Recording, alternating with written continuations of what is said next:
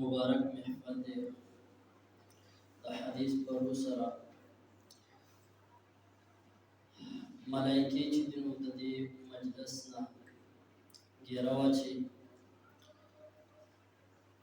او د مجلس ته خصوصیت سره هغه چې د نو هغه حاضری کوي. پیغمبر علیه الصلاۃ والسلام ارشاد مبارک دی چې د هر یو ختم په اختتام باندې یو دعا هغه مستجابه ده، قبول کړي شوې ده. یعنی د ختم په اختتام باندې چې څوک دعا وغواړي الله تبارک وتعالى هغه دعا ته شرف قبولیت ورکړي. نو دا مبارک محفل دی د رمضان المبارک میاشت چې د نو دا د رمضان المبارک دا د میاشتو سردار، قرآن دا د کتابونو سردار، د دې دوانو د یو بل سره چې ډېر خاص مناسبت دی. قرآن کریم کې الله تبارک وتعالى فرمایي شهر رمضان الذي انزل فيه القرآن هدى للناس، چې میاشت د رمضان د هغه میاشت چې په دې کې الله تبارک وتعالى د قرآن کریم نزول کړی دی او قرآن کریم هدى للناس دا د خلکو لپاره د هدایت ذریعہ ده او د هدایت سبب دی. نو دا دواړه د الله تبارک وتعالى عظیم الشان نعمتونه دي. روزه دا سنبی حکم نه دی.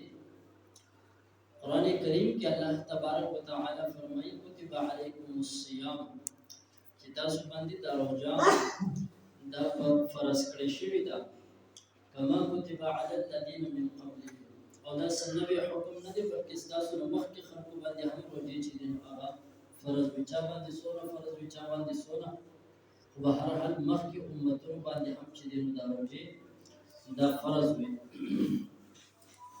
او د روزه د فرض کولو مقصد څه دی؟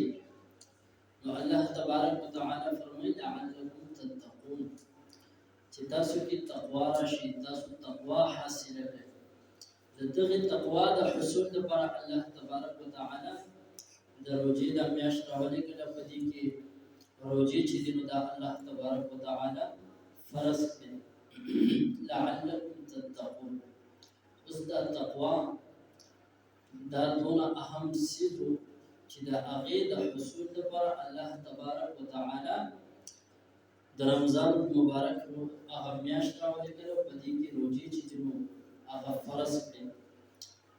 نو په دغه تقوا باندې الله تبارک وتعالى ورګیسا چې دا غي د لپاره دونه ګران حکم مشقت ولا حکم هغه په خپل بندګانو باندې هغه فرض.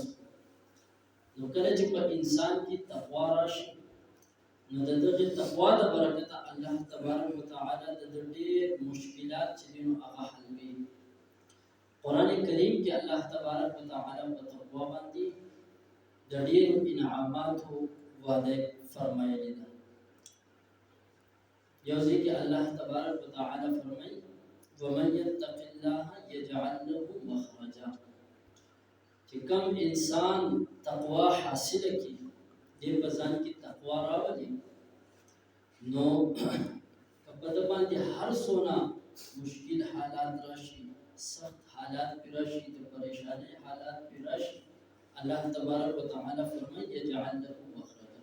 الله تبارک وتعالى د هغه پریشانونو، د هغه مشکلاتونو، د هغه سخت حالاتونو د وته لپاره د لپاره ذریعہ او سبب چې دین هغه پیدا کی او د هغه مشکلاتونو په دې وباسي. نو زموږ سره مشکلات دي په خپل ژوند باندې موږ سوچ او فکر وکړو، موږ سره پریشانای مخې ته راځي. نو الله تبارک وتعالى دا غي حل خو د دې چې تاسو تقوا حاصله کړئ نو د دې پریشانونو د دې غمونو د دین وبځه به وکړو. ومن يتق الله يجعل له مخرجا. او بل د انسان چې کوم د ټولو نه غوړ ضرورت دی او د هغه لپاره چې دینو د انسان په پوره دنیا کې چې دینو گویا مارا پھر رہا ہے نو هغه شی د رزق دی. نو د دې تقوا په برکت سره الله تبارک وتعالى د رزق هغه مسله هم حل کړي او فرمایي ويرزقهم من